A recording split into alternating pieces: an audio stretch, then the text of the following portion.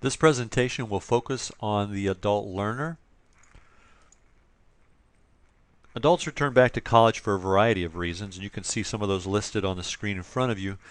Primarily, they're coming back because they have determined that there exists a need in their life, and that need is almost usually, at least, motivated by some kind of economic awareness, and so they want to either get a different job, keep the job they have, or find a new job. I had individuals sit in my office tell me that although a job was posted at their work and for which they had been doing literally and qualified to do, but they wanted a supervisor, and although they were filling in for that position, they were not allowed to apply for the position because they didn't have their degree. And so many of them are realizing that this is the price to play the game, if you will, and that is to get their degree. So they're coming back for that. I've had other individuals tell me in a setting that one of the main reasons that they are coming back to school is because they want to set a standard for their children, and they have small children and they want their children to see that their parents value a higher education, and so they're coming back to school for that. Others just want to be able to use their information to be able to affect their world, to be life changers, to take the information they get, particularly with Belhaven's great emphasis on a Christian worldview, to be able to present that in a way that will benefit the world and their people, the sphere of influence around them. And some just want to be more effective in their ministries as well. So a variety of reasons why they're returning back to college, but in almost every case they're returning back to college as the consequence of some kind of decision point, a crisis point, if you will, that has empowered them to say, I'm willing to take this risk.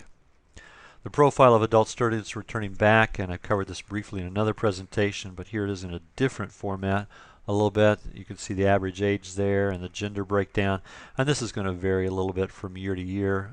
This data is from spring 2014.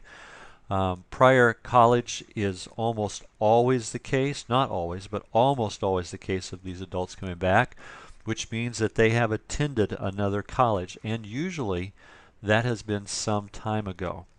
And in that experience, they have almost without exception not completed an associate degree, but got partway into the program, and for whatever reason decided to quit. And so they're carrying that baggage in with them. That's an important consideration to keep in mind when dealing with these adult students, that they have had this experience of failure in the past and they don't wish to repeat that going forward.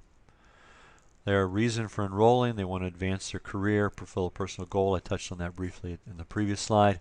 And the reason they're choosing Belhaven is, odds are, one of the top reasons is because we're convenient for them.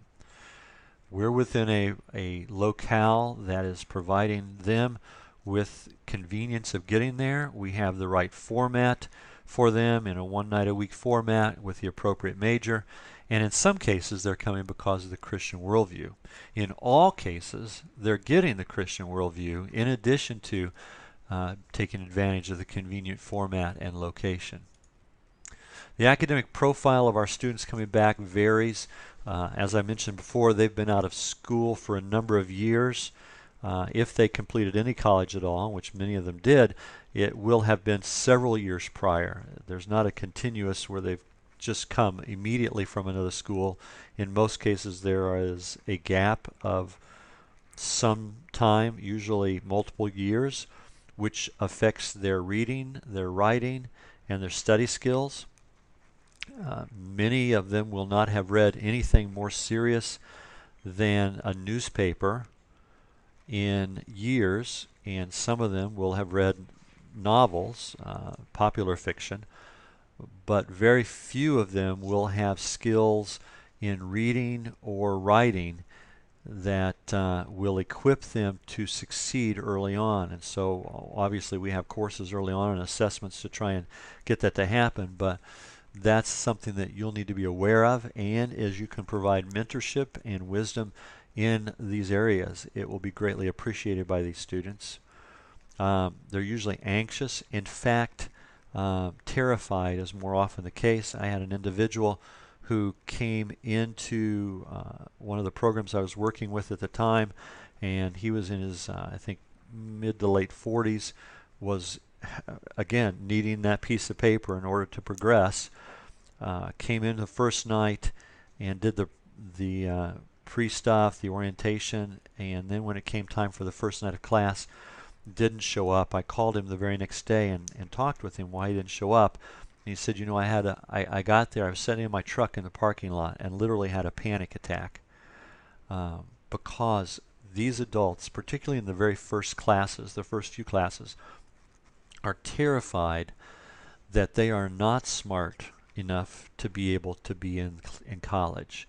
They're very anxious about that. And so as you're teaching, anything you can do that will help allay those fears will be, again, greatly appreciated by these students. You need to be aware they're highly motivated. They are there because they want to be there. It's not like an 18-year-old who often feels as if they're being forced to.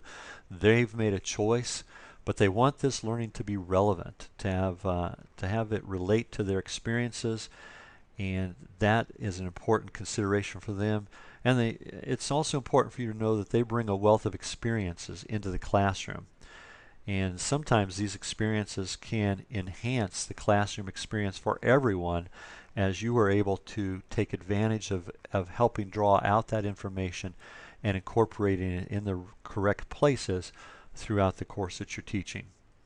They can have they're very busy people. In fact, with now the addition of college into their life and the homework that they're doing, you could say that in some cases they're feeling overwhelmed. That affects them. That affects the time that they have to do their homework. It affects their in-class participation. And sometimes they will need some guidance from you, either in casual conversation or even as part of your orientation or in the class or your time throughout the class to help them work through some time management related skills. So their social profile is also kind of interesting. Many of them are already employed in full-time jobs, or they're desperately seeking full-time jobs and are going through the stress of being unemployed.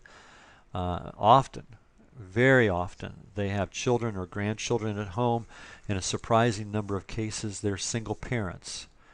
And that's not something that's going to be immediately apparent to you unless you take the time to get to know them.